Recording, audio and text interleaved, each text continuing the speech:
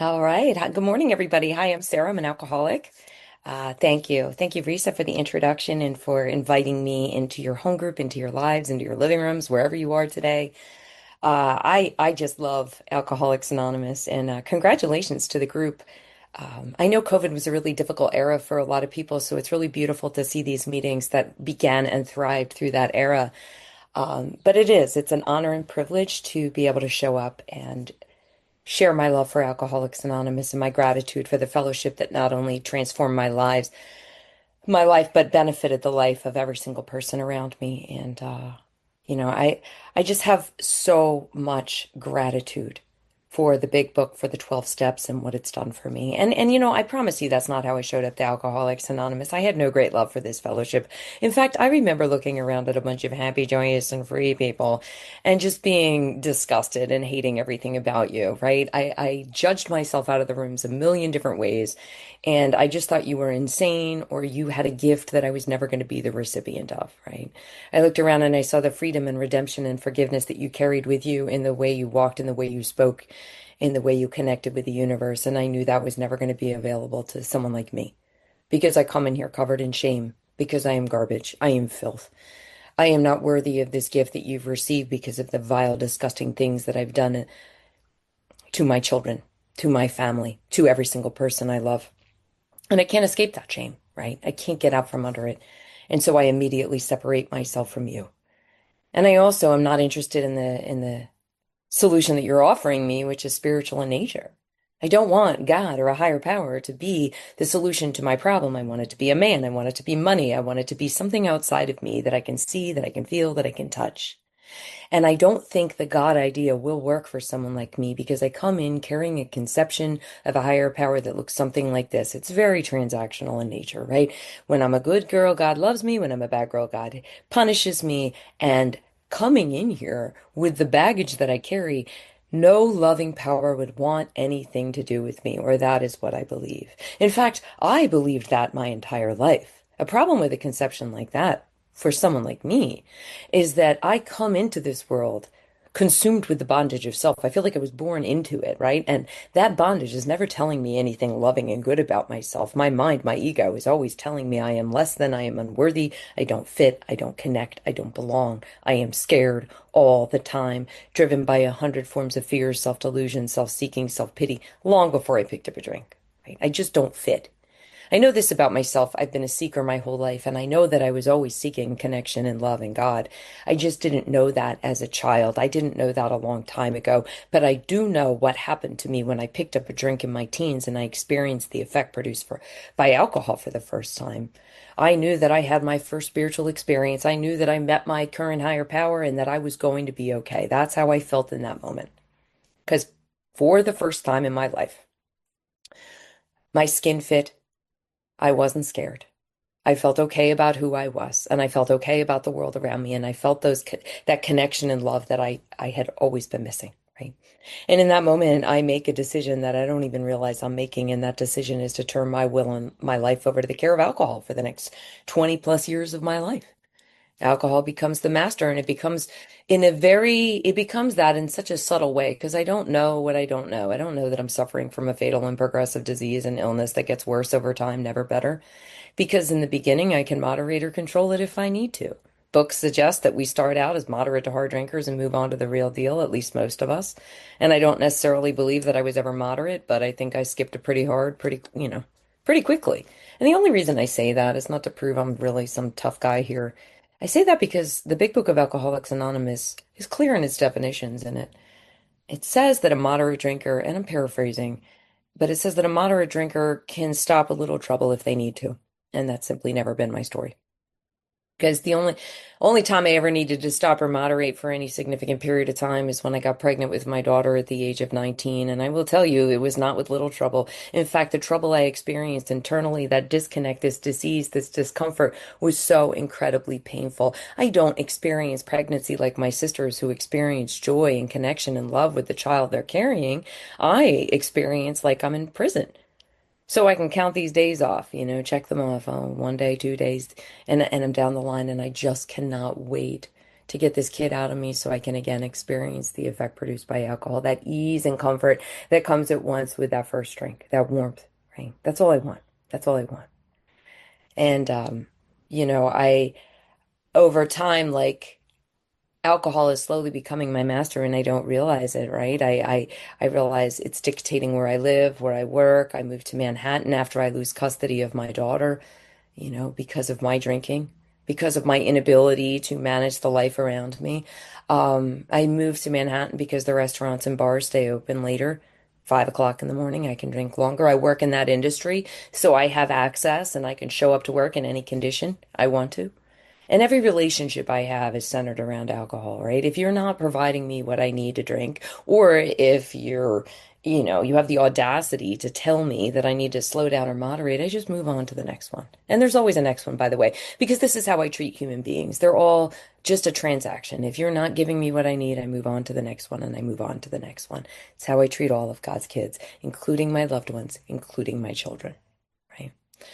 But what starts to happen over time is I'm losing the ability to manage and control. I'm losing the ability to moderate in any way.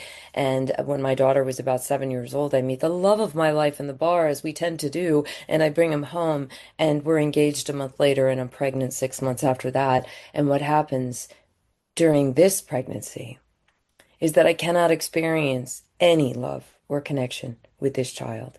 I cannot stop or moderate, nor do I even want to, right? Nor do I want to. Because the idea, even the thought of breathing a single sober breath at this point is just too painful. I can't fathom it. I can't fathom it. So I drink the entire pregnancy, and as a direct result, I give birth to a baby who is 3 pounds. He is 2 months premature. And I remember the first time I laid eyes on him, he's on life support, he's in an incubator. And I looked at my little boy, and in that moment, I loved him as much as I was capable of loving any human being at that point in my life. But what came with that love was this overwhelming sense of shame that was so crushing, I couldn't breathe. Because I knew he couldn't breathe because of me. He couldn't be held because of me. He was suffering because of me. I couldn't look away from that. And the only solution I had at that point in my life to remove that kind of shame, that kind of guilt, that kind of self-loathing that I was experiencing was more and more and more alcohol. But here's the problem I'm experiencing is that it's not producing the same effect that it used to. See, those quiet spaces in my mind that alcohol used to provide me weren't lasting as long as they used to. That sense of ease and comfort wasn't coming as quickly and lasting as long. Right?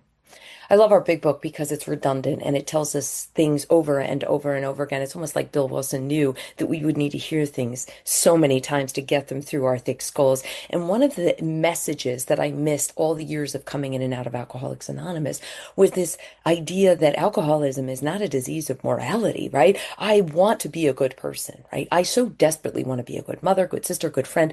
And for years, I think I'm a sociopath because I can't pull this off.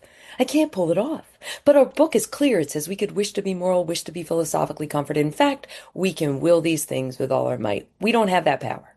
I can have moral and philosophical convictions galore, but I can't live up to them. I want to be a good mother, want to be a good sister, want to be a good friend, daughter, employee, and I can't be those things. I can't. I don't have that power. See the kind of mother I turn into after my son is born is the kind of mother who nods out and drops her child on the floor or drives him into the worst neighborhoods of Philadelphia to leave him in the car to go get a drink. And I'm the kind of mother who got arrested with my 8-month-old baby in the car. And I talk about this a lot because it's a real dark turning point in my drinking career. I remember my husband at the time had to come to the police station to pick up our baby, and I got bailed out the next morning. And I walked in the door the next day, and my husband has everything packed, and he's going to leave, and he's going to take our child. And in that moment, I'm absolutely terrified because at this point, I've already lost custody of one child. I have nowhere to go. I have no other relationship to rely on. I'm about to lose every sense of love and security that I have left in my life, and I'm terrified. I'm terrified. So I do that thing that we are known to do, which is I beg and I plead and I promise. And I'll tell you, I mean those promises. I mean them with every fiber of my being. I will do anything you tell me to do, anything you ask me to do. Please do not leave me. Please do not take my boy from me. Please, I'll do whatever you ask. I mean it up until the point he says one thing to me. I will stay on one condition. You go to treatment today. You get sober today. And in that moment, I looked at that man and I looked at my little boy. And it did not matter how much I loved both of them in that moment. I still said no. Because here's what my alcoholism tells me. You can fix this tomorrow. You can get them back tomorrow, but right now you need a drink. You need that relief. You need that sense of ease and comfort. In that moment, I need alcohol more than I need the roof over my head, more than I need the marriage, more than I need my child. I need alcohol. And I got that drink, and they left, and they never returned. They never came back. And I sink into this pit, that bitter morass of self-pity that overwhelmed me. That's what happened. That is my story. I just didn't have those words to put to it. And I suffered in and out of the rooms for so many years under this idea, this delusion, this false belief that I am scum, that I am garbage, because I made a conscious decision in that moment to choose alcohol over my child.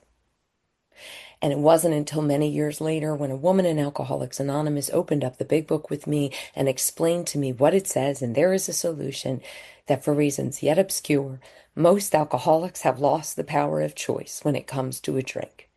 And something started to happen to me in that moment.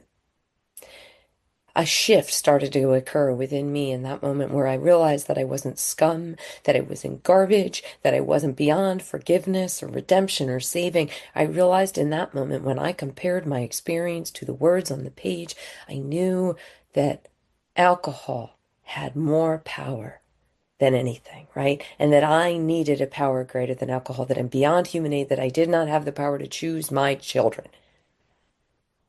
I realized that in that moment. But it would take me many years to get there because I would love to tell you on this call this morning that losing custody of both my children was enough to get me in the rooms, but it wasn't.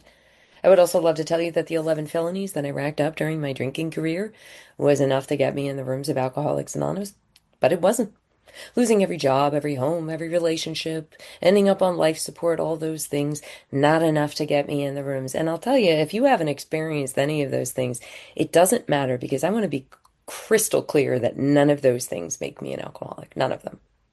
What makes me an alcoholic is I have an abnormal reaction to alcohol. Once I start drinking, I I don't know when I'm going to stop. I can go out with the intention of just having a fun night out for drinks and come home 2 weeks later. That is my problem with alcohol. And even more importantly, I have a disease that centers in my mind, right? That I have a mind that will always bring me back to a drink regardless of the consequences. Always. It'll tell me a story, or it'll tell me that it doesn't matter. And I'll tell you why that is for me, and this is just for me, that chasm, that disconnect between me, you, and God is so incredibly painful and great that if I don't find something to fill that with, alcohol will suffice in that moment. That's why I do this, right? That spiritual malady, that sickness, that disconnect just hurts too badly, and I need relief. That's why I'm an alcoholic, right? The only reason I talk about the consequence is to illustrate just how powerful alcohol became in my life. That there was no threat, there was no consequence, there was no human power that was great enough to separate me from alcohol. If you told me you were going to lock me up, I'm like, well, catch me when you can. I walked around with active warrants on me for years and I didn't care. That's not going to work on me. If you tell me you're going to take my kids from me at some point, I'm just like, they're better off without me. Or I just, frankly, if I'm being truly honest, do not want the responsibility of another living human being. I just don't. And if you tell me that I'm going to die, I'm just like, can we hurry that part up? Because that doesn't sound like a threat to me. That sounds like a gift as I suffer through this disease, right? And I come in and out of the rooms, and you love me when I'm unlovable, and you tolerate me when I'm tolerable. And I come in without the only requirement necessary. I don't have an honest desire to stop drinking. That's it. I have an honest desire for consequences to stop happening, but zero honest desire to stop drinking because the idea of breathing a sober breath is just terrifying to me, just absolutely unfathomable. And then something happened to me on May 2nd of 2012. And it wasn't something I was seeking or expecting or looking for. It was, in fact, interestingly enough, it wasn't the worst external bottom I had ever experienced. I actually had some stuff. I had a roof over my head. I had a car. I had money in my pocket. I had a really toxic relationship. I had all that stuff going on for me, but I was dying inside. And I remember that last night getting in my car and driving to go get a drink. And for the first time in my entire life, I have this overwhelming and overpowering desire to just turn my wheel around and go home because I want to stop lying to my family and I want to stop lying to my children and I want to stop hurting the people I love and I don't want to live like this anymore. And the crazy thing is no matter how powerful that desire was, I could not turn that wheel.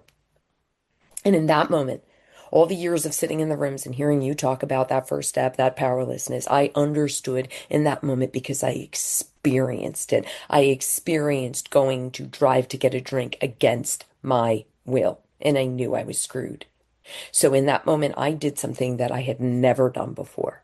No, I'm not telling you I haven't prayed before because I frankly prayed my whole life. And frankly, this is what my prayer life looks like. I present a wish list to this sky daddy, and like when this wish list isn't given to me, and like God doesn't perform my specific, very specific list, I assume this power does not exist or does not care about me. That's it. Right. But in that moment of absolute brokenness and desperation, I cried out to a power that I didn't believe in, and I did not think cared about me. And my prayer was simply, Dear God, please just effing kill me or stop me. Pounding on the steering wheel, begging whatever creative force was in the universe to kill me or stop me because I could not do this anymore. Our book talks about this jumping off point. I don't know which direction to go, but it sure as hell can't be this. And 12 hours later, I had handcuffs on, right?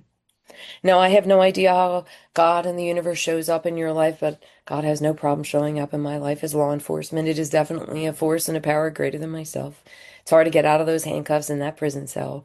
And I don't necessarily believe in a higher power that is moving around people on a chessboard, but I do believe what the book says, that God does not make too hard terms for those who seek. And when I sought God in that moment with the desperation of a dying woman, doors and avenues opened up for me to get to freedom. Unfortunately, they weren't the doors I wanted, right? And what I did really experience is like what I would love to tell you is, I have this brokenness and this gift of desperation. And all of a sudden, I had a psychic change and everything got better. That's absolutely not what happened. What happened is about 24 to 48 hours later, I experienced the remarkable recuperative power of the alcoholic ego. And while I'm sitting in the prison cell realizing it isn't the rehab I wanted, I got the jail cell. And the consequences, I'm scrambling to get myself out of the position I put myself in, making phone calls to human powers that I've been manipulating and abusing this entire time while they hang up on me, right? And I have this idea because I always have ideas, right? That because I have 11 felonies and this one's not that big of a deal, right? This is just a minor retail theft. Nobody's going to care about this. The judge will just waive this one off. Well, the judge had other thoughts about that, and she decided I should go to state prison for 1 to 3 years. And so what I have, all I have, by the way, for the first 18 months of my sobriety is empirical evidence, and I only have this in hindsight, that what I suffer from does not come in a bottle. It comes when you take it away from me. Now, I want to make a very clear statement. I am not saying alcohol is not a problem.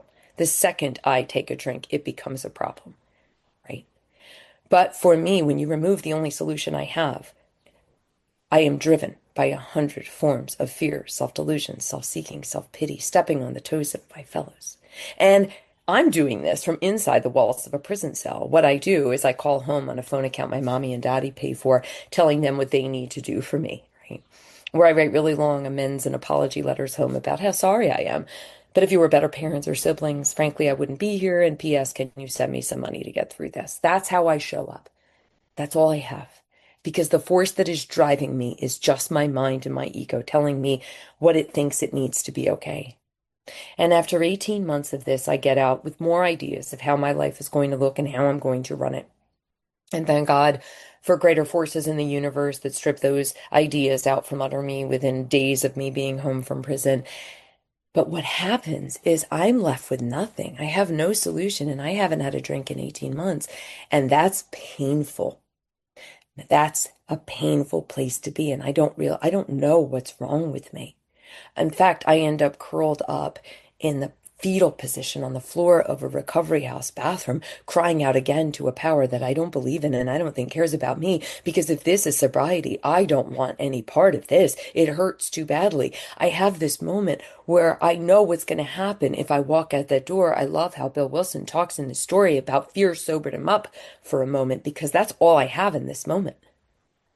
I know what happens if I walk out that door. That's it. But I don't know another way. So I'm crying out to this power again, help me, because if this is sober, you can have it. You could have this. I don't want it. And then these powers, these forces greater than myself and the loving members of Alcoholics Anonymous tell me to get up off that floor and get to a meeting. And I walk up those steps of my old home group, broken and out of ideas. And I walk in that room and I'm presented with this miracle that the people presented in front of me, those happy, joyous, and free people that I judged and I separated myself from, weren't strangers. They were friends. They were my drinking buddies. They were people I knew for a fact were just as broken as me. But here's the difference. They were lit up from within. And these weren't brilliant, minds. These were people who I had once thought were like, frankly, not that smart, but they had been transformed.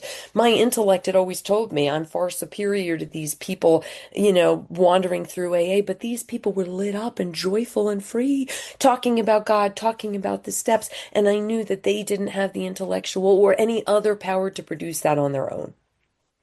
My first come to believe moment is not that I immediately am sold on the idea of God, that I have come to believe in the hopelessness and futility of life as I've been living it, and I come to believe that it has worked within you, and that's all I've got. That's it. That tiny little seed of hope is enough, and I still have that doubt behind that, where I am worse than you. Maybe it worked for you, but it probably won't work for me. But when my scorecards read 0, I will do anything you tell me to do. I will write the inventory. I will say the prayer. And I don't have these white light experiences going through the steps. In fact, it was painful and awkward. And I don't mean to spoil it for anybody if you haven't gone through the steps yet, but it was worth it, right? I do remember my first third step experience because I've gone through the step more than once was just sort of awkward. I remembered kneeling on the floor and I'm making the most important decision I've ever made in my life to turn my will and my life over to the care of a loving power.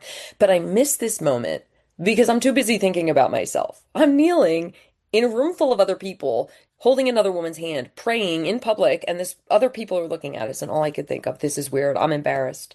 I don't know the words I'm saying, but as I get up from that prayer, this is what changed. It says it right there in our book. If you turn the page over from the third step prayer, it says, although this decision is a vital and crucial step, it could have little permanent effect unless at once followed by a strenuous effort to face and be rid of the things that were blocking us. Right? Blocking us from what?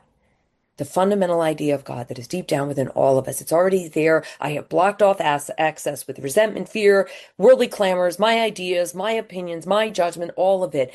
And so when I got up from that prayer, I immediately started to write just because my sponsor told me to do that. Now, what I know about that third step today is it's more deep and meaningful than just go through the rest of the steps. I had to quit playing God. It didn't work. But I will tell you in that moment when my sponsor told me what to do, I quit playing God.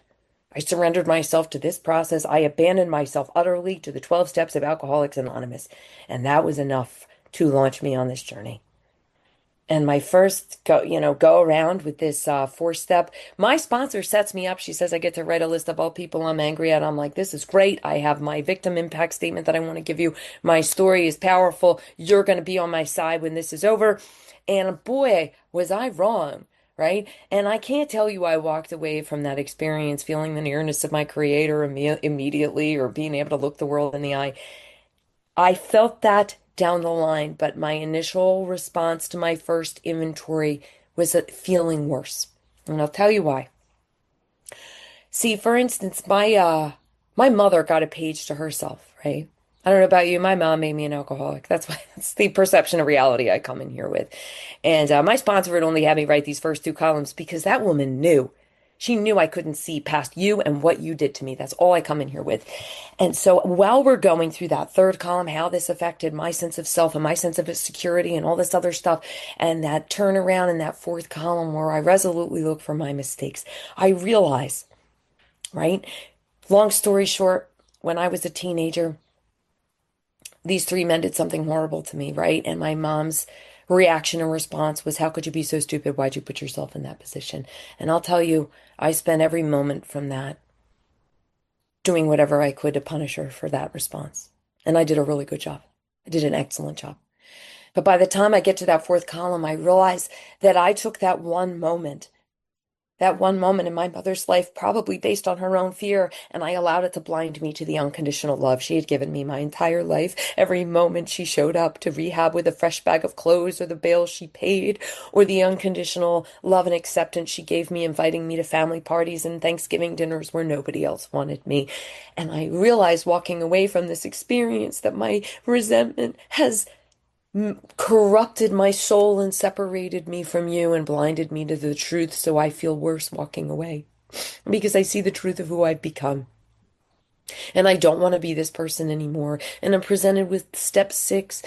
One of the greatest things I was ever wrong about when going through this work is step six and seven, or the easy steps, because they're only two short little paragraphs, right?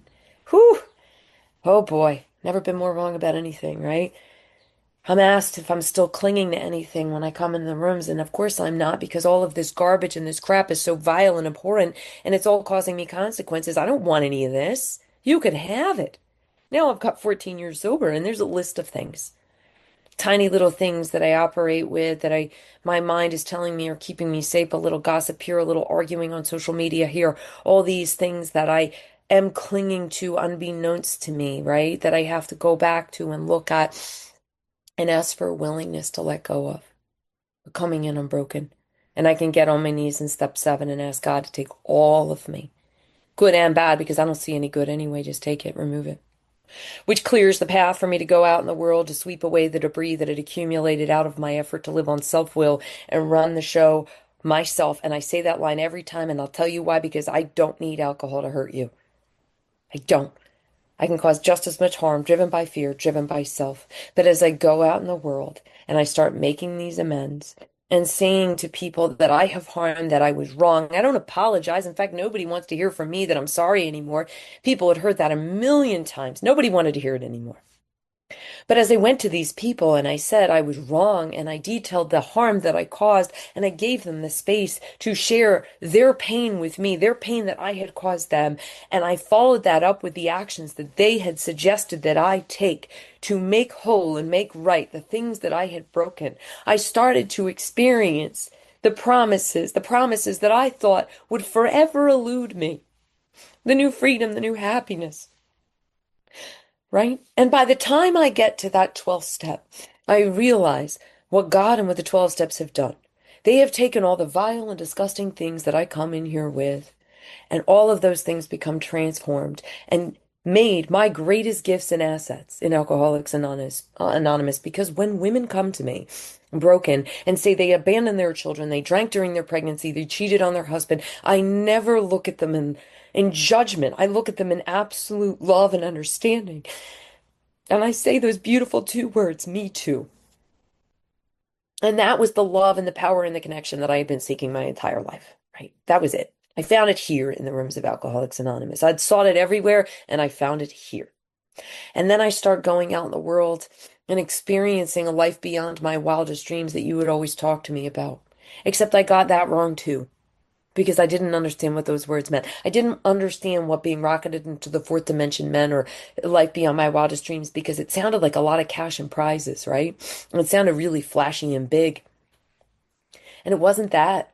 And listen, don't get me wrong, like, there were things that changed in my life. It turns out when I stopped embezzling from employers and, never showing up to work, I started to become employable. And I went back to school and walked through fear and got my degree and got a career, and things advanced. And when you told me to, like, actually pay back my creditors and pay my bills and keep them current, I got good credit. Now I have a mortgage on my home, but none of that has to do with the life beyond my wildest dreams. None of it.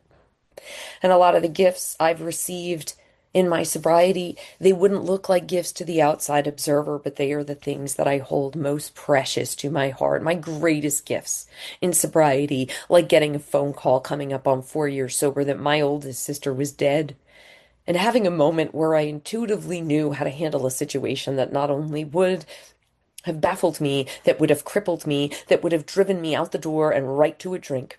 I intuitively knew that I needed to show up and help my parents bury their child, and help my sister's children bury their mother. And I'm given this absolutely precious gift where I get to stand in the room with my parents as they see their child in the casket for the first time, and I get to run over to my mother's side and comfort her as she's doubled over in pain in the worst moment of her life up until that point. I didn't run and I didn't hide and I wasn't afraid. And not only that, as my sister lay in that casket, I knew deep within my soul that I had the last year and a half of her life, the relationship that I had always longed for, always yearned for, had been made completely whole through the 12 steps of Alcoholics Anonymous, specifically the ninth step. Right. And throughout this entire experience, right, I wake up in pain and I go to bed in pain and the grief is overwhelming. But underneath all of that, I experience the loving power guiding me with love and with grace. I know God exists because I know underneath all the pain that I am okay and that I will be okay. That was God to me. And I knew God existed in that moment. But here's the crazy part. I can have this experience and know this power exists and know this power is working in my life, and I can walk away and I can forget that vital fact, that central fact of my life. I have these beautiful people in my life who years ago had me start asking myself a very important question. Are you God reliant or are things just going your way? For several years in AA, life's just started going my way. And I started doing this thing called two-stepping. And I don't know if you've ever done this, but what this looks like for me is I admit I'm powerless over alcohol. My life becomes extremely unmanageable because I start managing it again. And then, frankly, I start managing yours through the 12 step because I become a life coach rather than a sponsor. And I come to AA to save all of you good people. And that's what's going on. And what I'm doing on the other side of that is I'm telling women what to do with their lives. Meanwhile, I'm chasing around a toxic relationship and I'm engaging in behaviors that are harmful to myself and others. Right? Because I have disconnected from this power, right? And I have created a bunch of human powers that have again become my highest power. And I don't realize this is happening until the pandemic hits. And all of a sudden, all of the outside stuff gets stripped away from me and I have nothing to run to anymore. I can't hide in the rooms, can't hide behind a newcomer, can't hide, behind my reputation in Alcoholics Anonymous. I can't sit there and memorize traditions to argue more effectively in home group meetings because that's exactly what I did. That's the energy I bring to AA. But I can't hide anymore. And I'm broken. And I experienced this beautiful moment of grace. Coming up on 8 years sober. I don't want to admit this vital fact. The vital fact is that I know nothing and I don't know what to do. And I am very close to a drink. And instead of picking up that drink, I picked up the phone and I called another woman in AA and I asked her for help.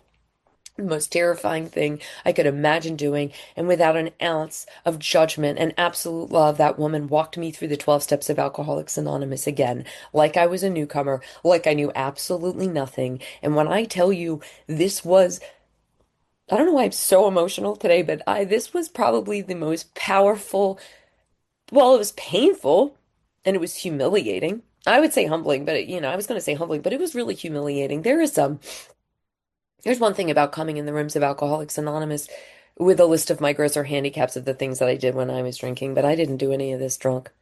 I was stone cold sober. I had nothing to hide behind. So when, it was painful, but it was also the most powerful and freeing and beautiful thing that I've ever experienced in my entire life. Because after every single amends, no matter how uncomfortable and painful that I walked away from, I felt freer and closer to God and closer to you than I have ever felt in my entire life. Ever.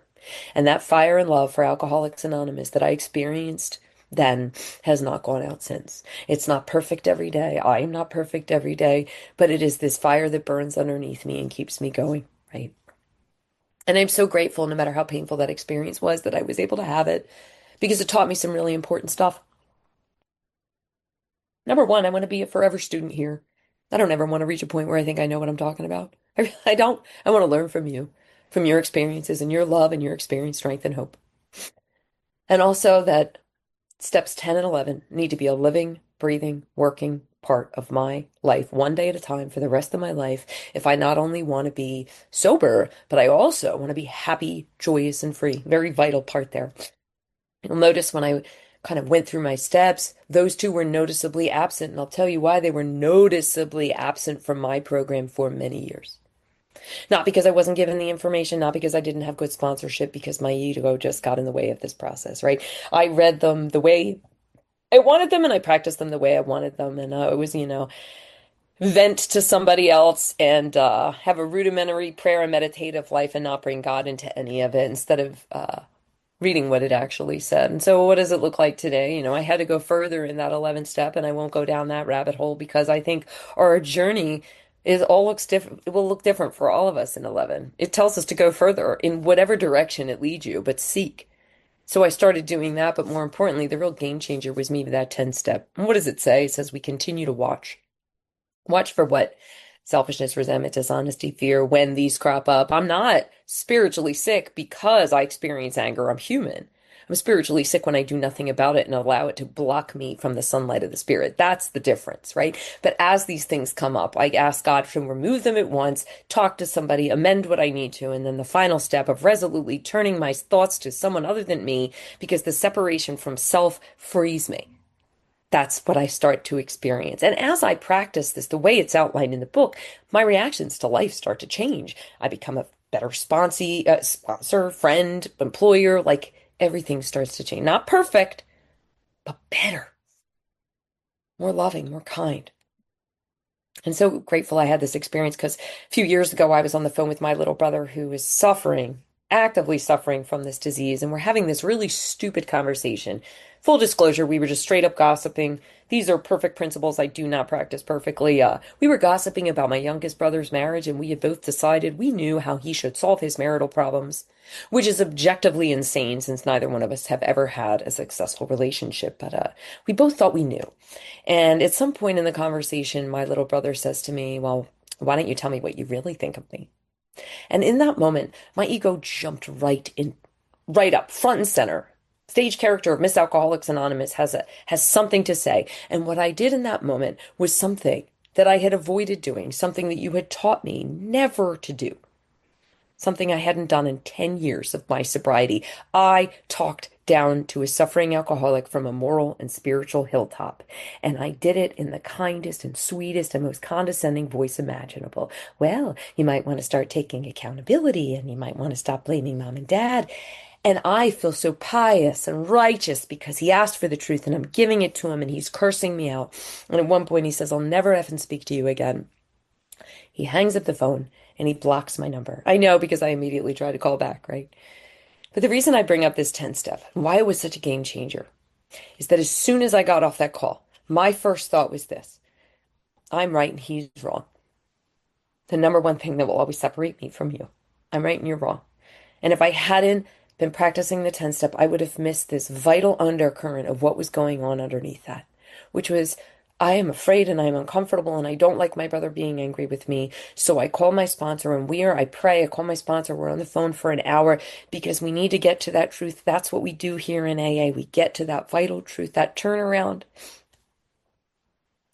And the truth was simply this: I was absolutely terrified that my baby brother was going to die of this disease, and I would have selfishly said or done anything to keep him here with me. That's it. Because I'm in the delusion that I have that power, that I have that power. And so once we get to this realization, my sponsor tells me you need to make an amends. Says it right there in the body of the 10 step. When we were wrong, we promptly admit it, not eventually. And since he had my number blocked, she suggested I write a letter and put a stamp on it. And instead of writing a letter, I wrote a note because I knew if I gave myself to that full sheet of paper, my ego would creep in there to give a bunch of excuses about why I said the things that I said and reacted the way that I did. So instead, I wrote 3 sentences. Dear Benjamin, I was wrong to speak to you that way. You didn't deserve it. I love you very much. And then 2 months later, my brother died as a direct result of this disease. And on the morning of his death, I was on the phone with his girlfriend for 2 hours because this is another beautiful gift we get in Alcoholics Anonymous. We get to be of maximum service to God and the people around us in the depths of our grief and the depths of our despair. And in that conversation, she shared with me that my brother got that note and that he read that note and what his reaction was. And it was simply, I'm going to make her sweat it out. But see, the gift you gave me, a gift I couldn't repay if I lived to be 200 years old, that I know that up until he took that last breath, I know that he knew that I loved him. And I know that he loved me, right? And I got to do the things that we get to do. I got to carry my baby brother's to ashes to his funeral, and I got to stand up and give a eulogy, and I get to continue to comfort my parents and their never-ending grief. Right? So when I'm talking about the life beyond my wildest dreams and this fourth dimension of existence, this is the thing that I'm talking about. Right? I came into Alcoholics Anonymous and people said these cute phrases like life shows up. I'm going to argue that life has always been here and we have lacked the ability to be present for it. But what the 12 steps are a design for living that give us the power and love and grace and everything we need to be present to experience all of it, the joy, the sorrow, the laughter, the pain, the grief, everything. And it is not all loss and it is not all pain. The amount of joy and connection and love I experience on a daily basis is beyond, it's indescribably wonderful the way the book refers to it. The relationships that have been made whole today as a result of this process. I get to be the daughter I always wanted to be. I just left my father's house celebrating his 80th birthday. My parents call me regularly, ask my thoughts and opinions on things. I get to be the sister I always wanted to be, the friend I always wanted to be, the sponsor. What? I get to see women come in broke and watch their lives be transformed and see women who were just like me with multiple years of sobriety sitting in the back of the room and lovingly pull them back in and open that book with them and watch them light back up. I get to see the beginning of a ripple effect as women reach their hand out to the next one and the next one and the next one and the next one. I get to see that beginning of a ripple effect that I'm never going to see the full extent of. I get to witness that every single day of my life. That's the life beyond my wildest dreams today. Right? I get to be the mother I always wanted to be. My daughter is my best friend in the entire world. She has every right to hate me. Instead, I am the safest person she knows. Right? Because you taught me how to be a mother. You taught me to love her for who she is and how she is, not try to fix her. The life beyond my wildest dreams. This imperfect, flawed, broken, beautiful life that will never be exactly the way I want it to be. I have a son I haven't seen in 19 years now. I used to share that I lost custody of my son when he was 6 years old, but that's a lie. I abandoned my child, straight up. And prior to abandoning him, I caused so much pain and suffering in his life and the lives of every person around him. That's the truth. And I remember when I was getting sober, when I wrote the letter to his father and stepmother, and they didn't respond, I was baffled and confused by this. I become that farmer coming up out of the cellar, if you've ever read the book, who looks around and sees everything destroyed after the tornado and says, ain't it grand the wind stopped blowing? I have a couple years sober. Why don't they want to talk to me? That's how I show up, right? And I write a letter, another letter, and nobody responds, and another letter, and I start doing this thing I used to do, where I used to run around the rooms of AA and get everybody's suggestions, waiting for the suggestion I like the most, so I can say AA gave it to me, right? And I had well-meaning people in and out of the rooms telling me get a lawyer, do this, but here's how I know there's something greater at work. At some point, I experience a thought that is deeper than the voice in my head, a soft, still small voice that says maybe you don't get to do what you want to do. Right. And I'll tell you what I want to do. I know where my boy lives. I've been writing him a letter and sending a card every single month with money in it for over a decade now with no response. Send it with hope and no expectation and love and asking nothing from myself with no response. What I want to do is I want to drive to his house and bang on his door and tell him how much I love him and how sorry I am. But see, what I know today is I don't get free today at the expense of one of God's kids, especially my own. So at a couple years sober, instead of doing what I wanted to do, I did what the big book suggests. I asked God for an intuitive thought or decision. And I start begging and pleading. I wasn't really good at the relax and take it easy part of this process, but because I didn't know what he looked like. What am I going to do? What if I walked into him on the street? God, just show me something, please. And at some point, a couple weeks into this, I typed his name into Instagram and I see my boy's face, loved and happy and free. And when I tell you I'm washed over with a peace, this peace that passes all understanding, and this knowing deep within my soul, I can't even, I'm not even describing it well enough. But what I know in that moment is that the restoration of this relationship will be on God's time and not my own. And what I know today is the restoration may never look the way I want it to, but God will use this for something greater, no matter what that looks like. And that for me is the true gift of Alcoholics Anonymous. My favorite line in the big book, hands down, and I'm paraphrasing, is that we have to burn the idea into the consciousness of every person that we get well, regardless of anyone. All we have to do is trust God and clean house. And when I am well within my soul, the outside can be a mess and I can be at peace. And when I am well within my soul, I don't need alcohol to fix me anymore. And that gift is available to all of us. I love you. Thank you for having me today.